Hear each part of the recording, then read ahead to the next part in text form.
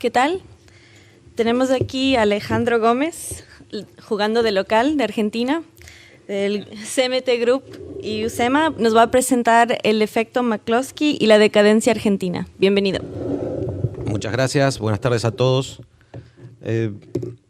Voy a ir al punto lo más que pueda. El paper se está escribiendo todavía. Esta es una idea que hace tiempo uno tiene en mente y representa varias de las ideas que se van diciendo a lo largo de este congreso. Ayer escuchaba a Walter Castro, hoy lo escuchaba a Martín y antes a otros expositores. De modo que la idea es jugar un poco con la tesis de McCloskey, de la que quizás muchos están familiarizados. Voy a ir sintéticamente ahí.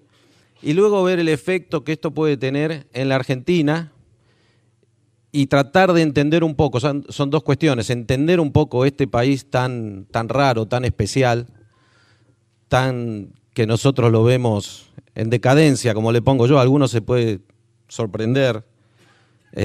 Y siempre esto va comparado con qué. Yo comparo siempre a la Argentina con la Argentina. Trato de no comparar con otros países porque puede ser más complejo.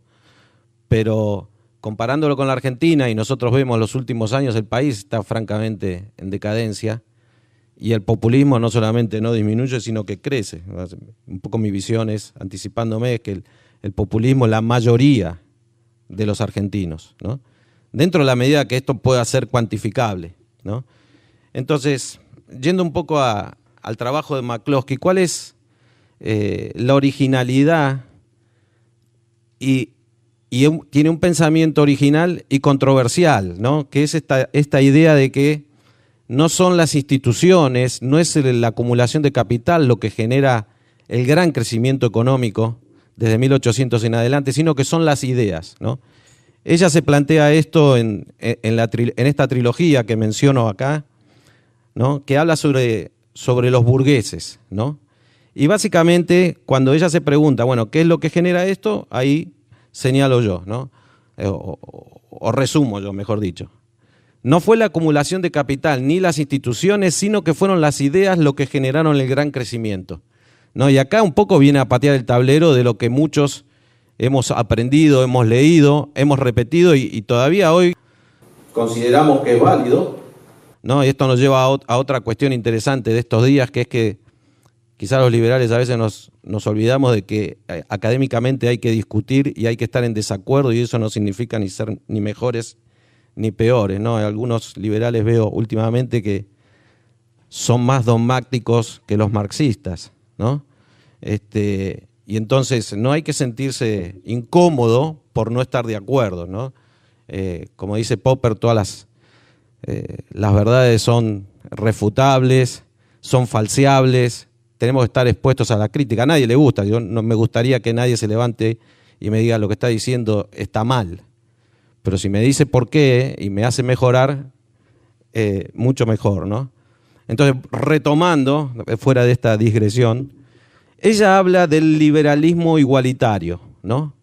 Y cuando refiere a esto, está hablando de la posibilidad de la gente de tener libertad y sobre todo esta palabra, la dignidad.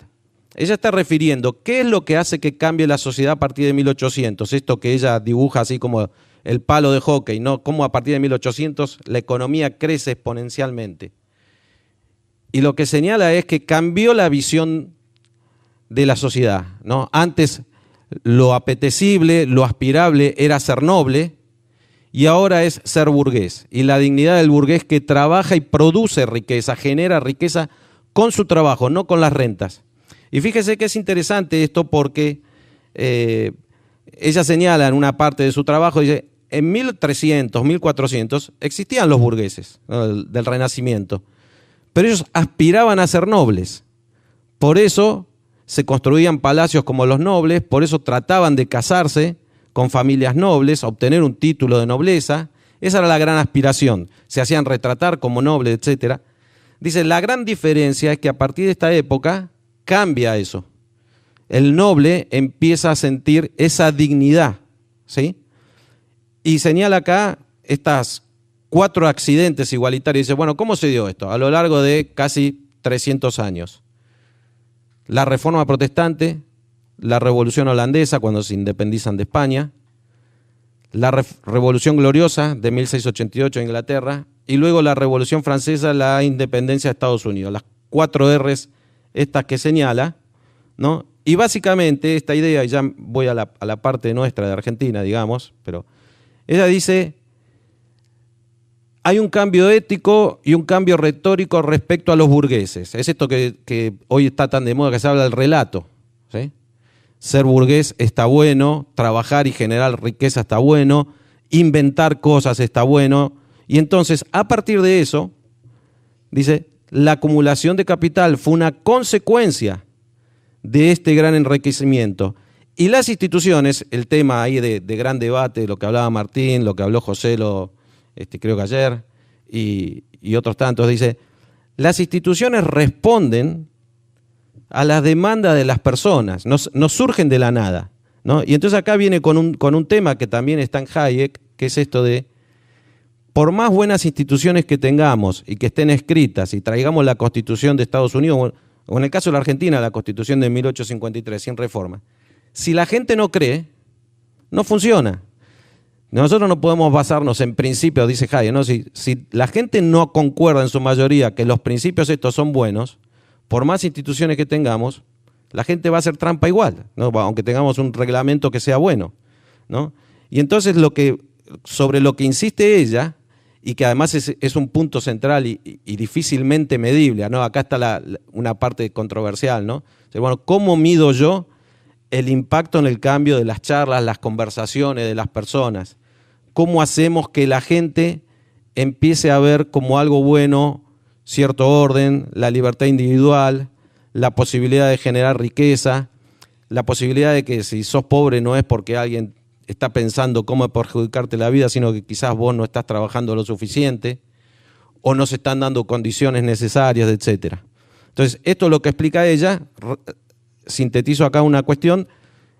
Ella sostiene que a partir de 1848 esta visión empieza a cambiar en Europa y que va a traer como consecuencia el comunismo y el nacionalismo, que lo vamos a ver en el siglo XX, ¿no? Dice, las revoluciones que se empiezan a dar en el 48 en Europa empiezan a traer una visión diferente, ¿no? Y esto nos lleva a otra cuestión en la cual yo siempre insisto, que es el tiempo que demoran estos cambios, ¿no? Habló de 200, 300 años para llegar al 1800 y después 100 años para establecer sistemas colectivistas en el resto del mundo occidental, por lo menos, ¿no? Entonces, ¿qué podemos tratar de sacar del caso de la Argentina? Bueno, yo dividí en 4 grandes etapas, ¿no? El trabajo. Solamente, no se asusten, voy a hablar de la última, ¿no? Quizá la primera, 1810, 1852, muy sencillo, el debate sobre ideas liberales, la independencia, la libertad individual, la organización de un gobierno liberal en el sentido de terminar con la nobleza, la división de poderes, etcétera, y cómo la Argentina se va a estar organizando o va a tratar de organizarse. Eso nos lleva 50 años más o menos, ¿no? Luego la época de la Constitución de 1853, las ideas la época del progreso liberal, el gran crecimiento, ¿no? Y ahí hay un punto interesante que es que la mayoría, al menos de la clase dirigente, compartía ese ideal, que es la Constitución del 53. Y quizás hay un tema para trabajar, debatible, es, bueno, ¿por qué la Argentina lo pudo imponer ese sistema?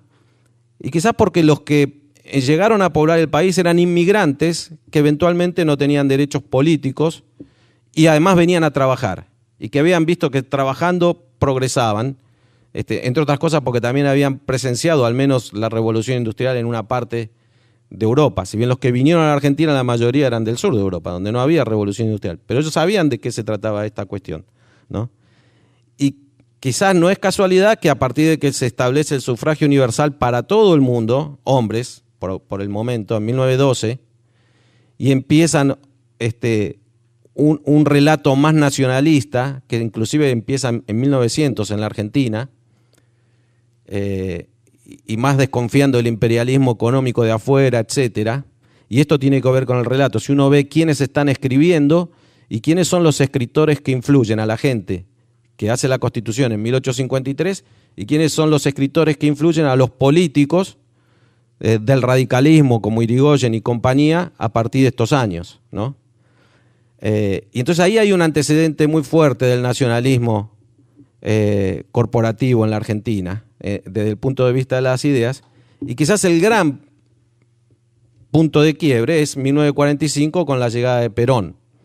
Ahora, voy a hablar lo que me quede de estos 5 minutos, ¿no? 5, voy bien.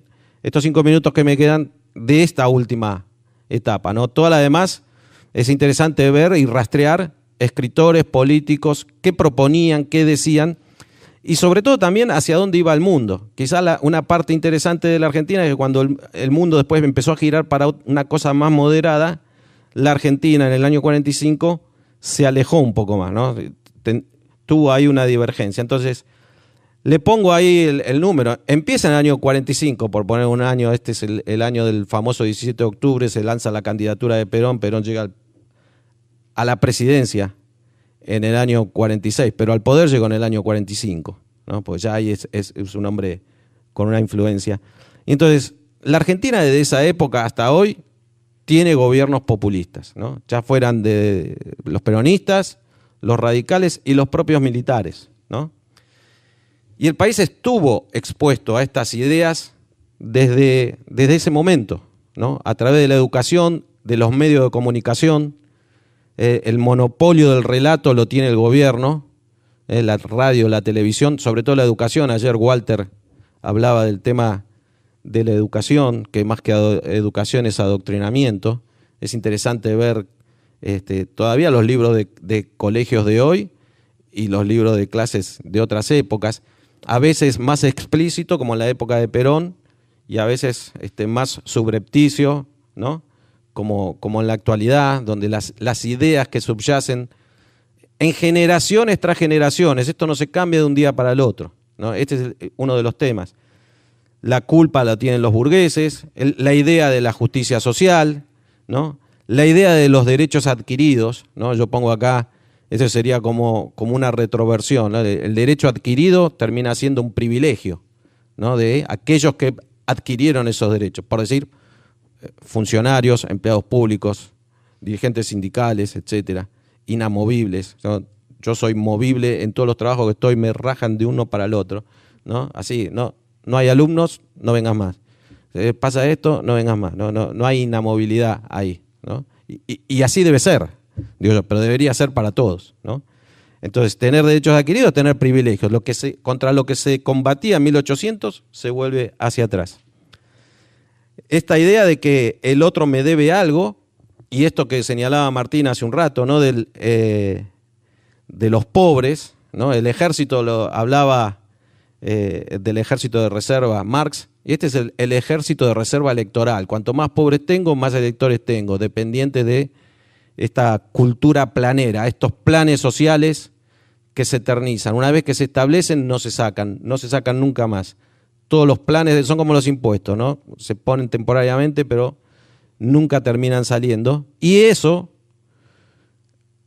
usufructuado por los políticos y por los sindicatos. Por eso está tan complejo esto de desenredar esta cuestión. Un minuto más y ya abro para las preguntas o comentarios, ¿no? Digamos, en esto sí hemos sido eficientes, ¿sí? El país se ha convertido en un generador de pobres año tras año, ¿no? En esto sí hemos sido eficientes. Ahora tenemos la férrea competencia de Venezuela, pero en el continente nosotros hemos sido líderes en esto, ¿no? De ser un país rico a ser un país pobre, ser un país con la mayor clase media de la región, a ser un país donde la clase media casi está en vía de extinción, ¿no? Y para terminar, 3 o 4 cuestiones, ¿no? Es decir, bueno, viendo este panorama que no es muy alentador, ¿cuál sería alguna alternativa? Bueno, los dos primeros ya mencionamos, es decir, no tiene sentido hablar de grandes reformas si la gente no piensa en términos de esas reformas, ¿no? Si no las ve como algo justo y moralmente viables, ¿sí? Y acá hay un punto que vuelvo a McCloskey, ¿no? El tema del relato. Volver a insistir con las virtudes del sistema liberal, reinventar o poder aprender a expresar de otra manera, llegar a la gente de otra forma, como digo ahí, salir a cazar fuera del zoológico. Estar en estos congresos siempre a uno le da la sensación de que el liberalismo está creciendo, estamos muchos, estamos de acuerdo, pero somos 300, 400 y afuera el mundo es un poco más grande, ¿no? Y claro, es feo salir a cazar afuera del zoológico porque hay más peligro. Yo no leo nunca los comentarios que me ponen en algo que pongo en alguna red social porque no me gusta que me insulten, que me digan. Pero si no lo hacemos, o sea, el lugar lo ocupan otros, ¿no? Y en esta oportunidad nosotros tenemos herramientas que antes no teníamos. Antes yo conversaba recién, necesitamos ser dueño de un canal de televisión o de un periódico. Ahora tenés un teléfono y llegás a miles, a cientos de miles de personas si querés. Ya no tenemos ni esa excusa para no hacerlo, ¿no? Digamos, antes había que el gobierno se quedaba con el monopolio de los medios de comunicación, nos silenciaba. Allá no lo pueden hacer. Podemos aprovechar estas herramientas del capitalismo que las usaron extraordinariamente bien los socialistas, los comunistas. Ellos mercadearon sus ideas extraordinariamente bien con las herramientas que le dimos nosotros. Y nosotros nos quedamos mirando cómo nos sacaban todo. Bueno, esta es una gran posibilidad. Y hablar de ideas y de valores, no tanto de va a mejorar la economía, vas a estar mejor. Son ideas, son valores. Y solo para cerrar, esto último que dice Yaron Brook, que vino a principio de año, lo trajo María Martí a dar una serie de charlas, y dijo algo muy interesante. Dice, nuestra decadencia no es económica, y él insistía con el tema. El problema del capitalismo no es económico. El problema del capitalismo es que no sabe vender sus ideas, no sabe vender el sistema. Es decir, no tenemos un problema económico, la riqueza, los números están ahí a la vista. Lo que se necesita es difundir más esto, ¿no? Y quizás este sea el trabajo que nos queda por delante y que es arduo y que va a llevar muchísimo tiempo, ¿no? Muchas gracias.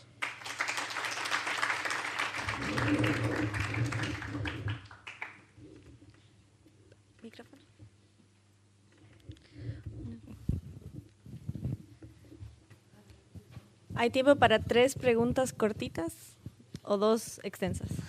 Ok, bueno, excelente exposición. La verdad coincido con mucho, pero sin embargo, cuando me pongo a interpretar desde mi punto de vista por qué se han dado los cambios, por ejemplo, en 1999 hubo una gran crisis en el Ecuador, el sistema financiero se vino abajo, y si tú le hubieras preguntado al ecuatoriano común si era necesario la dolarización, pues te respondían, no tenían ni idea.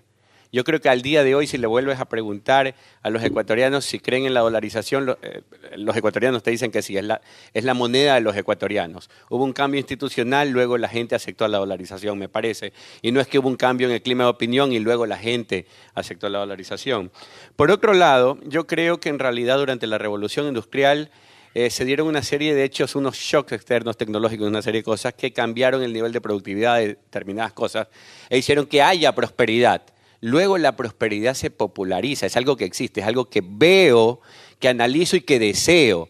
Pero si no la veo, si no existe, es difícil que haya un clima de ideas que comience a promoverla. Entonces, tengo ese tema y ¿qué opinas de ello?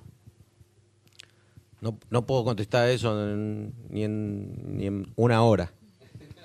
Así que sí, es según como uno lo enfoque, pero digamos, es interesante volver a plantearse esto que dice McCloskey. Yo hasta que no lo leí no lo pensé de esa manera, entonces decía, porque hay más libertad, entonces sí, se genera más riqueza, entonces la gente la ve, etcétera, ¿no?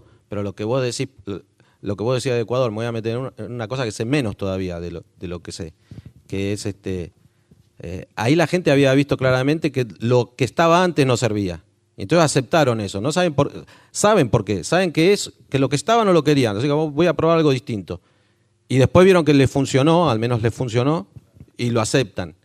Pero no es que no sabían, o sea, porque vos podés saber qué es lo que no querés y ya sabés algo importante, ¿no? Ya el problema es cuando vos no sabés ni lo que querés ni lo que no querés. Pero si sabés que no querés esto, vas para otro lado. Lo otro no lo voy a contestar porque podemos charlar después, pues si no. ¿Una pregunta más? Muchas gracias. Bueno, gracias.